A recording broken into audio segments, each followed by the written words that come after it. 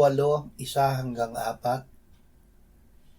Ngayon nga'y wala nang kahatulan sa mga na kay Kristo Jesus, sapagkat ang kautusan ng Espiritu ng buhay na kay Kristo Jesus ay nagpalaya sa atin sa kautusan ng kasalanan at ng kamatayan.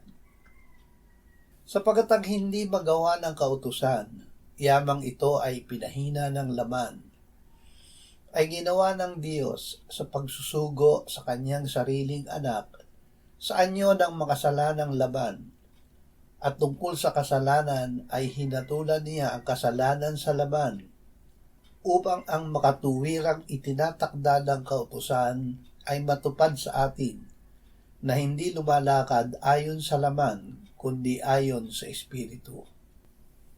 Wala nang kahatulan.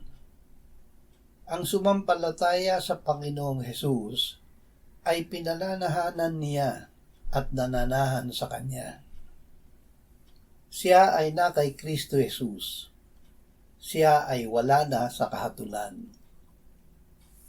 Ngayon ay ipinahayag ang pagiging matuwid ng Diyos na hiwalay sa kautusan at pinatototohanan ng kautusan at ng mga propeta.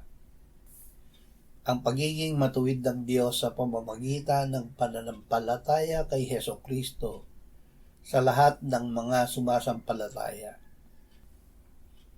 Sapagkat walang pagkakaiba, yamang ang lahat ay nagkasala at hindi nakaabot sa kaluwalhatian ng Diyos. Sila ngayon ay itinuturing na ganap ng kanyang biyaya bilang kaloob sa pamamagitan ng pagtubos na kay Kristo Jesus, na siyang inialay ng Diyos bilang handog na pagtubos sa pamamagitan ng kanyang dugo na mabisa sa pamamagitan ng pananampalataya.